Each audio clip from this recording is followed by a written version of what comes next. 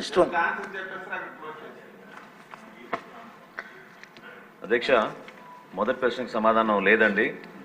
ప్రస్తుతం ఉచిత గ్యాస్ సిలిండర్లను రాష్ట్ర ప్రభుత్వం అందించడం లేదు. అయితే 2016 నుంచి 24 వరకు ప్రధాన్ మంత్రి ఉజ్వల యోజన పథకం కింద కొంతమంది లబ్ధిదారులకి ఈ ప్రయోజనం చేకూరుతున్నది. రెండో ప్రశ్నకు సమాధానం, కేంద్ర ప్రభుత్వం పిఎంయువై పథకం కింద 9,65,361 మంది లబ్ధిదారులకి మొదట ఉచిత ఎల్పిజి సిలిండర్తో పాటు ఉచిత ఎల్పిజి కనెక్షన్ కూడా మన రాష్ట్రంలో ఇవ్వడం అవుతుంది.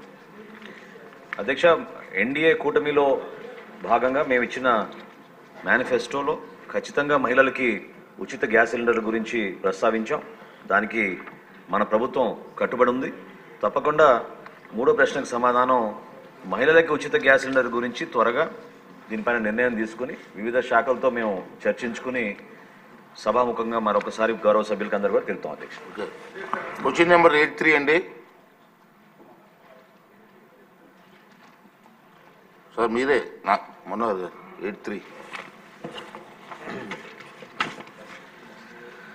థ్యాంక్ యూ అధ్యక్ష. నిన్న గౌరవ ముఖ్యమంత్రి గారు గవర్నర్ గారి ప్రసంగంలో రాష్ట్రంలో ఉన్న ఆర్థిక పరిస్థితి గురించి, వెంటిలేటర్ పైన ఉన్న మన రాష్ట్ర ఆర్థిక పరిస్థితిని కేంద్ర ప్రభుత్వం నిన్న బడ్జెట్లో కొంచెం ఆక్సిజన్ అభిప్రాయాన్ని వ్యక్తపరిచారు.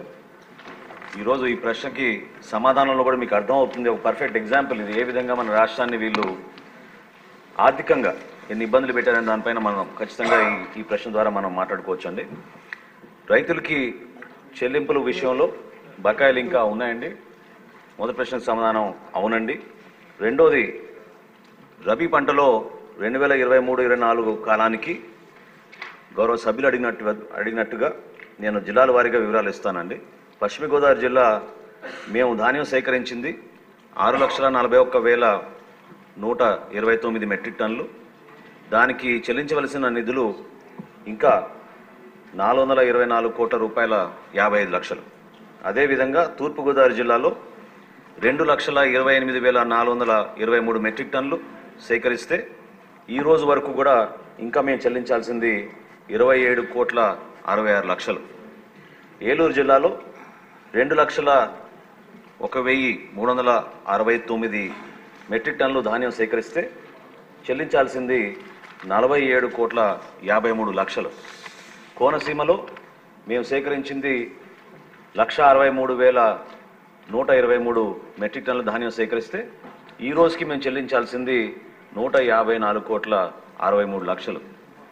కాకినాడ జిల్లాలో మేము ధాన్యం సేకరించింది 25,982 మెట్రిక్ టన్నులు అయితే ఈ రోజుకి మేము చెల్లించాల్సింది 9 కోట్ల 49 లక్షలు.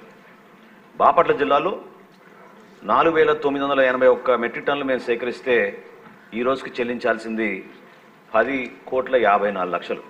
అంటే సుమారు 132,853 రైతులకి 1,674 కోట్ల రూపాయలు బకాయిలు పెట్టి గత ప్రభుత్వం వెళ్ళిపోయారు అధ్యక్ష. కనీసం రైతులు చెల్లించలేదు. అయితే మా ప్రభుత్వం వచ్చిన తర్వాత మేము ఇన్ని ఆర్థిక ఇబ్బందులు ఉన్నా కూడా గౌరవ ముఖ్యమంత్రి గారు, అదేవిధంగా గౌరవ ఉప ముఖ్యమంత్రి గారి చొరవతోటి 1000 కోట్ల వరకు సమీకరించుకుని రాష్ట్ర ప్రభుత్వ సహాయంతో ఆ రైతులకి మేము చెల్లించాం అధ్యక్ష. దాని వివరాలు కూడా ఇస్తాను. పశ్చిమ గోదావరి జిల్లాలో 27,626 రైతులకు 523 కోట్ల రూపాయలు చెల్లించాం. తూర్పుగోదావరి జిల్లాలో 619 రైతులకు 177 కోట్ల 32 లక్షలు చెల్లించాం అధ్యక్ష. అదేవిధంగా ఏలూరు జిల్లాలో 215 రైతులకు 153 కోట్ల 66 లక్షల రూపాయలు మేము చెల్లించాం. కోనసీమలో 7,952 రైతులకు గాను 118 కోట్ల 15 లక్షల రూపాయలు మేము చెల్లించాం అధ్యక్ష. కాకినాడ జిల్లాలో 1,507 రైతులకు 27 కోట్ల 16 లక్షల రూపాయలు చెల్లించాం అధ్యక్ష. బాపట్ల జిల్లాలో 48 రైతులకు 42 లక్షల రూపాయలు మేము చెల్లించాం అధ్యక్ష.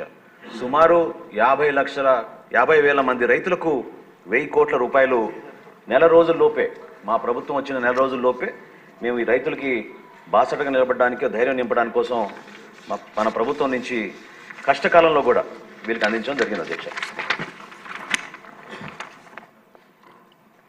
గౌరవ సభ్యులు బండారు సత్యనారాయణ గారు. అధ్యక్ష, మరి మంత్రిగా ఇచ్చిన సమాధానంలో రైతాంగ సమస్యలు ఏదైతే ధాన్యం కొనుగోలు డబ్బులు బకాయిల విషయంలో అవునండి అని సమాధానం ఇచ్చారు. చాలా సంతోషం అధ్యక్ష. మరి ఈ ప్రభుత్వం వచ్చిన తర్వాత గత ప్రభుత్వం 1674 కోట్ల రూపాయలు బకాయిలు పెట్టి దగా చేసే రైతుల్ని నిండా ముంచేసి వెళ్ళిపోతే ఈ ప్రభుత్వం వచ్చిన కొద్ది రోజుల్లోనే 1000 కోట్లు సమీకరించి రైతులకు అందించినందుకు హృదయపూర్వక కృతజ్ఞతలు మంత్రి గారికి, ముఖ్యమంత్రి గారికి తెలియజేసుకుంటూ ఉన్నాను అధ్యక్ష. మరి ఈ విధంగా ఈనాడు రైతులు ఇంకా 674 కోట్ల రూపాయలు బకాయిలు ఉన్నాయి అధ్యక్ష. ఒక కోనసీమ అంబేద్కర్ జిల్లాలోనే ఇంకా 154 కోట్లు రైతాంగానికి చెల్లించాల్సి ఉంది అధ్యక్ష. మరి రైతులు ఖరీఫ్ ఫండ్కు పెట్టుబడులు పెట్టడానికి ధాన్యం సొమ్ములు రాక ఎదురు చూస్తున్నారు అధ్యక్ష. అలాగే ఈ వారం రోజులుగా భారీ వర్షాల వల్ల కూడా ఊడ్చిన చేలు కూడా ముంపుకు గురవటం, ఆకుమళ్ళు కూడా దెబ్బతింటాం, మళ్ళీ ఇంకొకసారి పంట వేసుకోవాల్సిన పరిస్థితి రావటం, ఇప్పుడు డబ్బుల అవసరం చాలా రైతాంగానికి ఉంది అధ్యక్ష. మరి మీ ద్వారా మంత్రి గారిని కోరుతా ఉన్నాను, మరి త్వరితగతిన ధాన్యం డబ్బులు ఎంత వీలైతే అంత తొందరలో ఎంతకాలంలో అందించగలుగుతారనే విషయాన్ని తెలియజేయవలసిగా కూడా కోరుతా ఉన్నా అధ్యక్ష. అదేవిధంగా రైతాంగ సమస్యలు చూసుకుంటే ధాన్యం సేకరణ కొనుగోలు విధానంలో అనేక ఇబ్బందులు సమస్యలు వస్తూ ఉన్నాయి అధ్యక్ష. గత ప్రభుత్వం అవగాహన లేని విధానాలతోటి ఇష్టానుసారంగా ధాన్యం కొనుగోలులో విధానాలు తీసుకురావడం వల్ల ఆనాడు మధ్యవర్తులు పెరిగిపోవటం, రైతులు అనేక ఇబ్బందులు పాలవటం, దళారీ వ్యవస్థ కూడా రూపుమాకపోగా పెంచి పోషించింది గత ప్రభుత్వం అధ్యక్ష. మరి ఆనాడు ఈ క్రాపు వేలుముద్రల ద్వారా రైతుల వివరాలు, GPS ద్వారా ధాన్యం కొనుగోలు రైస్ మిల్లుకు చేరవేయటం, అలాంటి విధానాల వల్ల అనేక ఇబ్బందులు సమస్యలు రైతులు ఎదుర్కొన్నారు. ఆ విషయాల మీద ఏదైనా ప్రభుత్వ దృష్టిలో ఉన్నాయా, వాటి మీద ఏదైనా ఆలోచన ఉన్నారా, మార్పు తీసుకురావడానికి రైతుల ఇబ్బందులు తొలగించడానికి ఒక విషయాన్ని అడుగుతా ఉన్నాను అధ్యక్ష. అలాగే ర్యాండమ్ విధానం ద్వారా ధాన్యం సేకరణ విధానంలో రైతులకు సమస్యలు పెరిగాయి అధ్యక్ష. ఆయన గోనె సంచులు కూడా అందివ్వలేనటువంటి పరిస్థితి గత ప్రభుత్వంలో మనం చూసాం అధ్యక్ష.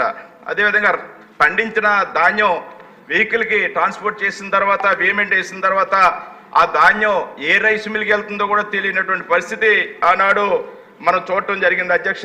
ఆ ర్యాండమ్ విధానం వల్ల అనేక ఇబ్బందులు, రైతులకి ధాన్యం ఎక్కడికి వెళ్తుందో తెలియదు.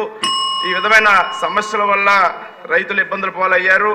వీటి మీద కూడా ప్రభుత్వం ఈ ర్యాండమ్ విధానంలో మార్పులు తీసుకొచ్చి అయితే రైతాంగాన్ని పండించిన పంటను ఒక రెవెన్యూ డివిజన్ పరిధిలో 5-6 మండలాల పరిధిలో ఆ రెవెన్యూ డివిజన్ పరిధిలో ఉన్న రైస్ మిల్లలకి ఆ పంటను అందించే విధంగా చర్యలు తీసుకుంటే రైతాంగానికి వెసులుబాటు ఉంటుంది. ఆ ప్రాంతంలో కూడా సులువుగా ధాన్యం సేకరణ చేయడానికి కానీ ఇబ్బందులు తలెత్తుదని రైతులు కానీ తెలియజేస్తూ ఉన్నారు. ఆ విషయం మీద కూడా ప్రభుత్వం దృష్టి సారించాలని, ఆ విషయంలో కూడా ప్రభుత్వం ఆలోచనలు ఏ విధంగా ఉన్నాయనేది కూడా మంత్రి గారిని మీ ద్వారా అడుగుతా ఉన్నారు. యోగేశ్వరి గారు.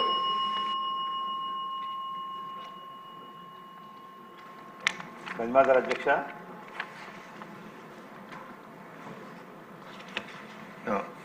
పదహారవ అసెంబ్లీలోకి అడుగుపెట్టడానికి అవకాశించినటువంటి శ్రీ నారా చంద్రబాబు నాయుడు గారికి, శ్రీ పవన్ కళ్యాణ్ గారికి, శ్రీ నారా లోకేష్ గారికి ఈ రోజున మొట్టమొదటిసారిగా ఈ సమావేశం మాట్లాడడానికి అవకాశం ఇచ్చిన తమరికి, ముఖ్యంగా 4 పర్యాయాలు వరుసగా నా మీద అభిమానం చూపించి ఈ అసెంబ్లీకి పంపుతున్నటువంటి మండపేట నియోజకవర్గ ప్రజలందరికీ కూడా నాకు ధన్యవాదాలు తెలియజేస్తున్నాను అధ్యక్ష.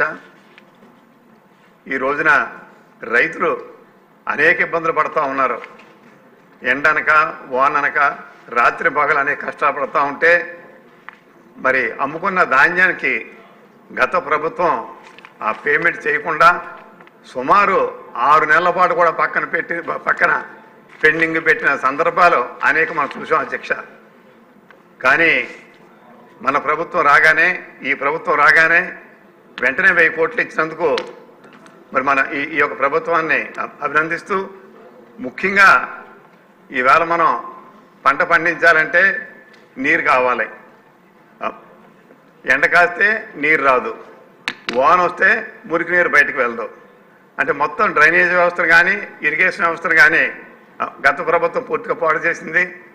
మరి అంతకుముందు అయితే 1997 సంవత్సరంలో నీటి సంఘాలను ఏర్పరిచి ఈనాటి ముఖ్యమంత్రి శ్రీ నారా చంద్రబాబు నాయుడు గారు రైతులకే పూర్తి వేతనం అప్పచెప్పడం జరిగింది. ఈ యొక్క నీటి సంఘాల ద్వారా తిరిగి ఆ యొక్క నీటి సంఘాలని తిరిగి పునరుద్ధరించి మరి రైతులు ఆదుకోవాల్సిందిగా మీ ద్వారా కోరుకుంటూ, ముఖ్యంగా ఏదైతే ఈ అకాల వర్షాల వల్ల రైతులు శుభ్రంగా మరి పాడైపోయి ఉన్నారు కాబట్టి వాళ్ళకి పంట నష్టపరిహారం కూడా ఇప్పిస్తూ ఈ పేమెంట్ కూడా వెంటనే ఇప్పించాలని చెప్పి మీ ద్వారా డిమాండ్ చేస్తున్నాను అధ్యక్ష. బోడే ప్రసాద్ గారు.